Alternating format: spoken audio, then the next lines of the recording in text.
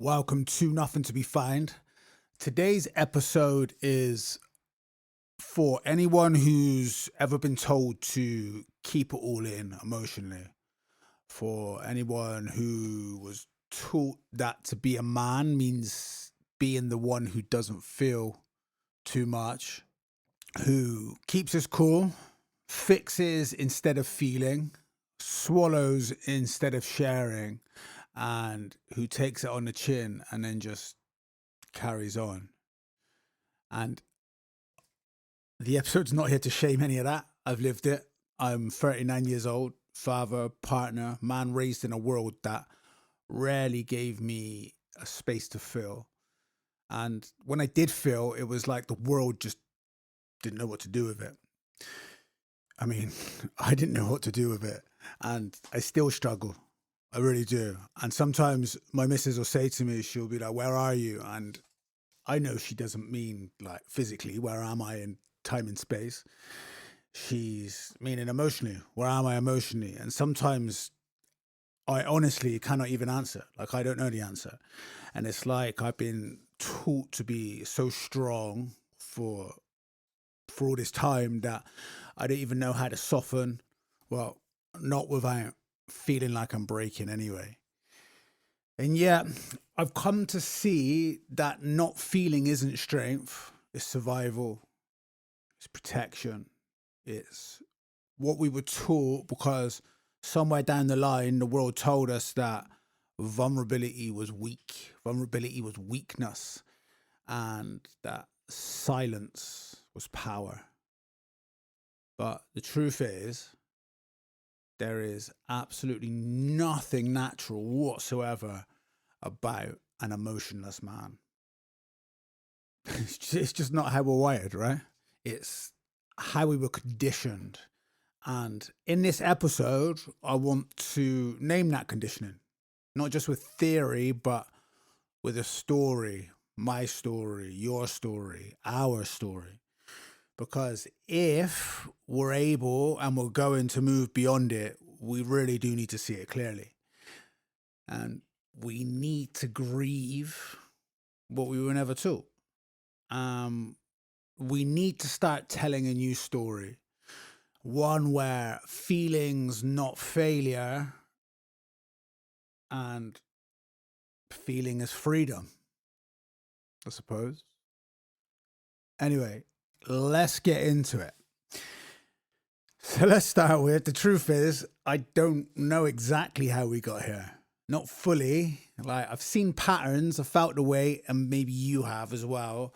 But I guess maybe it started when the world changed pace, when survival became less about the land and more about the ladder, when the industrialization just swept across the West. And with it, there was this kind of pressure that entered the home to perform, to provide, to push on. No matter what's happening inside, you just get on with it and climb that ladder, right?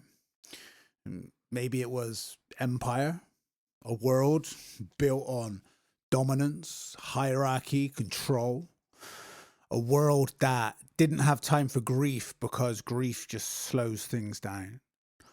Or maybe it was the nuclear family, the way that we pulled apart the village, turned community into just couples, and left man with no fire to sit around, no elders to speak to, just a hallway, a bedroom, a job, a growing list of things that he can't say out loud.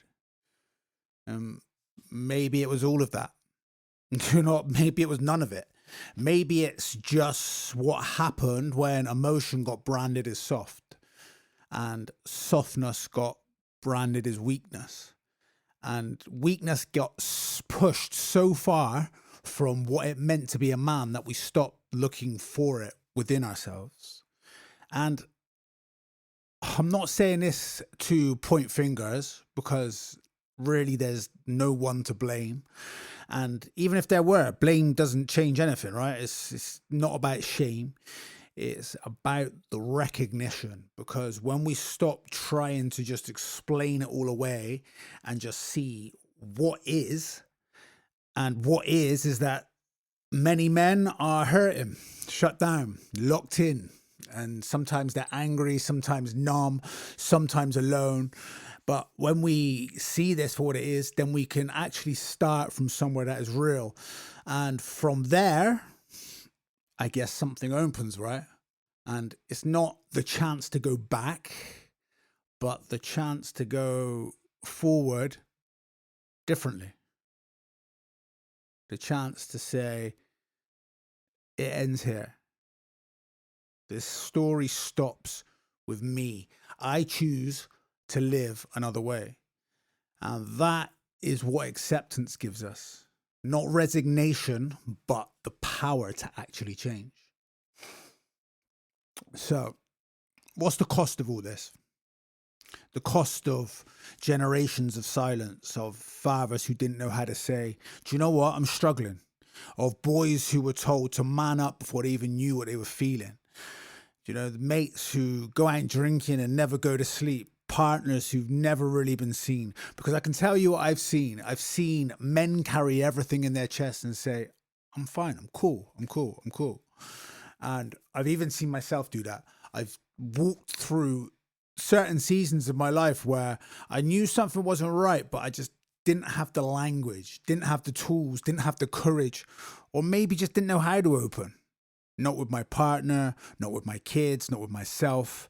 And there are moments even now when I feel that distance creep in, when something's heavy, but I just say I'm tired, or when I really do want to connect, but like I feel like I'm locked behind glass. But when my son's asking me something sensitive, and then I just freeze. And it's not because I don't care. It's because it's something I never saw modeled. And I guess I was taught strength meant silence. And it meant not needing anyone, that you can do it all alone, holding your shit together when everything's just falling apart all around you. And for a long time, I thought that was noble. And you kind of think people don't want to hear your shit, and you're protecting your family by not burdening them with all the stuff that you may be carrying. But over time, like what I've realized, what I thought was protection was actually just disconnection. And my missus didn't need me to be perfect. She just needed me to be present, to be real, to say, I don't know. Do you know what? I don't know. And then just let her in.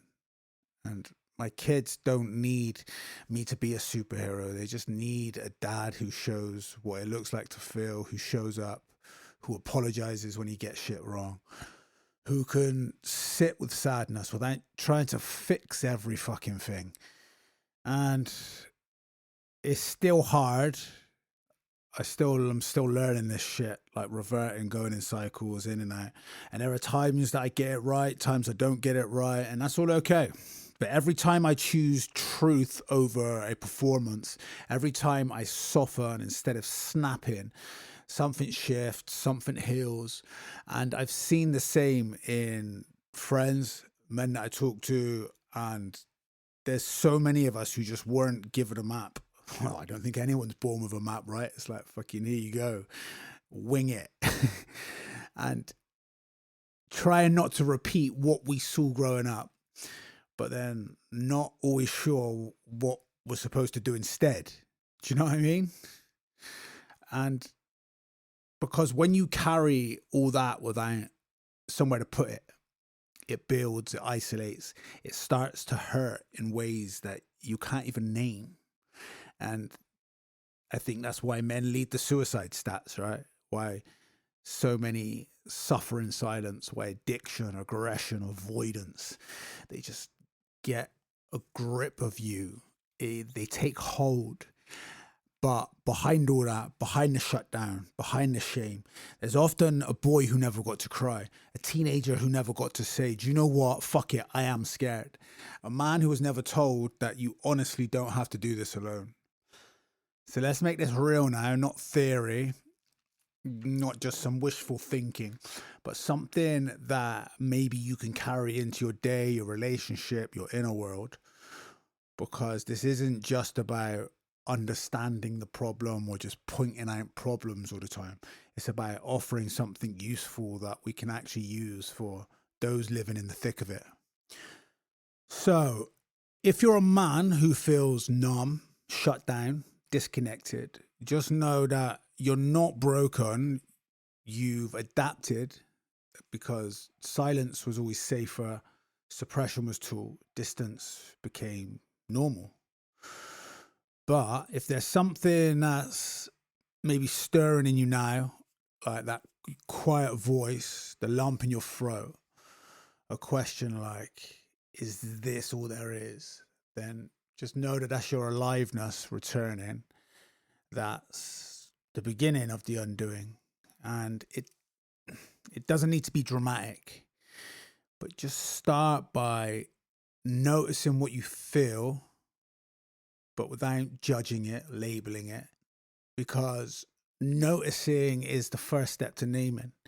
And you don't have to explain it to anyone yet.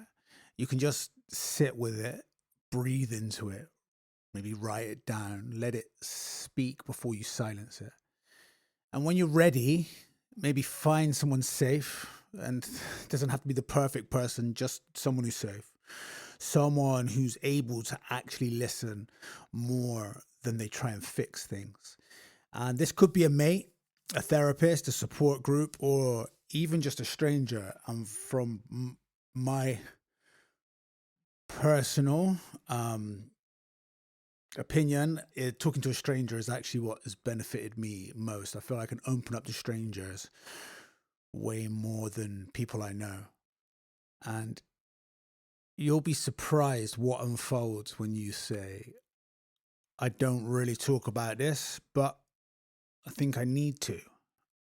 And if speaking still feels too much, then try creating. Like draw it, drum it, move it, meditate on it. Your body remembers how to feel, even if your mind isn't quite there yet. And you're not weak for wanting to feel more. That might be the strongest thing, actually, that you ever do. Now, if you love someone who's emotionally shut down, maybe your partner, a friend, brother, whoever, you can't force them to open. You can't rescue them with your love, but you can hold space for them. And it's not a small thing. But just remember to try not to push. Because sometimes when we're scared for someone, we can press too hard. But instead of that, just instead ask gentle questions and give them no pressure to answer. Things like, how's your heart today?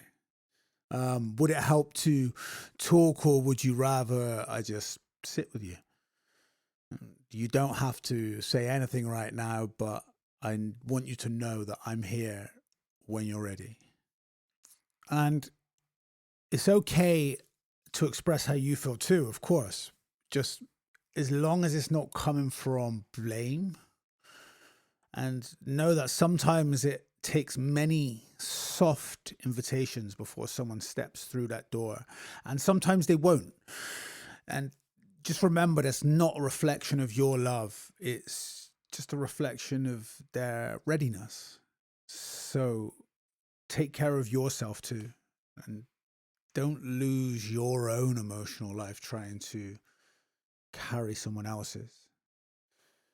And if you're a parent, especially of a son, and you want to raise a boy who's able to feel, then start now. Like, it's never too early, never too late. Let him see you feel. Let him see you name your sadness, your joy, your anger, and name it all without shame. Because children learn not just from what we say, but from how they see it, how we actually live. When he cries, just don't rush to shut him up. Like, let the tears come, let them move, even if you feel uncomfortable with it. And then gently ask, like, what's happening inside you right now? Teach him the names of the emotions like you teach, numbers and colors, frustrated, anxious, excited, lonely, and let him see that feelings come and go like the weather. But be sure to let him know that he's not wrong for having these emotions. And if he grows up knowing that tenderness is allowed, he won't have to unlearn his humanity later. He won't have to spend decades decoding his own silence. And you don't have to be perfect. Just be real, show up, be willing. Because how we raise the next generation of boys is how we heal the generation that came before. So, what do we do with all this? We begin by remembering that we're not machines. We're not robots programmed to perform. We're not lone wolves doomed to walk alone. We're human. And to be human is to feel, even when it's messy, even when we weren't taught how, even when it scares the shit out of us. And the beauty is we don't have to figure it all out at once. There are ancient paths that remind us how to return to ourselves. Karma yoga says serve without attachment. Not to prove anything, not to win points, just give. Show up. Help someone. And be useful in the simplest, most honest way, I suppose. And what I've found, what I've seen in other men too, is that sometimes emotion comes through action. Right? When we stop trying to be impressive and instead start being present. And you don't have to talk about your feelings right away. You can carry someone else's shopping, for example. You can fix the fence, hold the baby, ask your mate how he really is, and actually listen. And that's karma yoga. And through that service, the heart will begin to open. And let's take Bhakti yoga. Bhakti yoga says, feel it all and let it lead you home. Love is not a weakness. Devotion is not unmanly. If you've ever cried listening to music, if you've ever felt tears rise while watching your child sleep, if you've ever prayed not with words but a silent ache, you already know Bhakti. This is the yoga of the heart, and the truth is most men are starving for it, for beauty, for connection, for a reason to let go. And you don't have to believe in God to practice Bhakti. You just have to love something deeply and let that love move through you. Even if a man hasn't cried in 20 years, can soften when he remembers what he truly cares about. And then Jnana Yoga asks the deepest question, like, who am I really beneath the roles, beneath the masks? Not who should I be, not who does the world want me to be, but what's here when I stop performing? And if you sit with that question long enough, you might find something unexpected. Not the tough guy, not the broken boy, but this pure, unbounded awareness itself. Still, spacious, unshaken by tears or pride or fear. Not masculine, not feminine, just truth. And Jnana Yoga doesn't tell you what to feel. It reminds you that you're not your feelings, but you are also not separate from them. You're the one who can witness them all, hold them all, move through life with an open heart and a steady spine.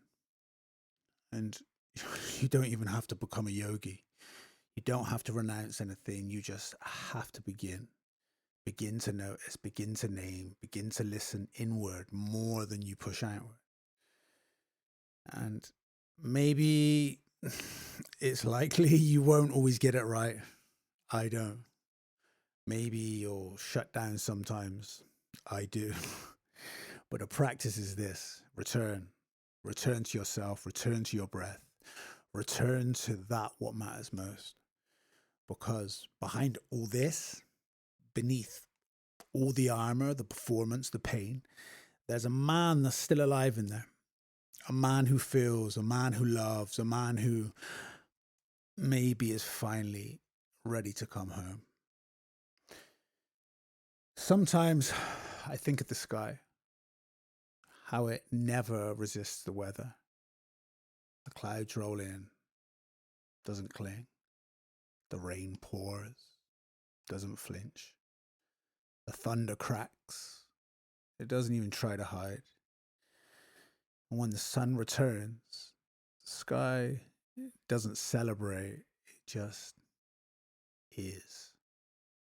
Still, open, vast, just holding it all. And maybe that's what we are too. Not the weather, but the space it moves through. Not the anger, not the grief, not the peace, just awareness. Still, capable of holding absolutely everything. And there's an old teaching from the Buddha. He said, we suffer not because we feel, but because we cling. Cling to strength, cling to identity, cling to an idea of what it means to be a man, reject everything else that doesn't fit. But when we stop clinging, when we let the storm pass without bracing against it, when we let tenderness rise without shaming it, when we let the clear days come and go, we return to something deeper still. We return to that stillness that was always here at the bedrock, the foundation of our very being. And this isn't about becoming soft, but it's not about becoming hard either. It's about becoming real, present, unedited. Let your storm come if it needs to. Let your tears fall if they must.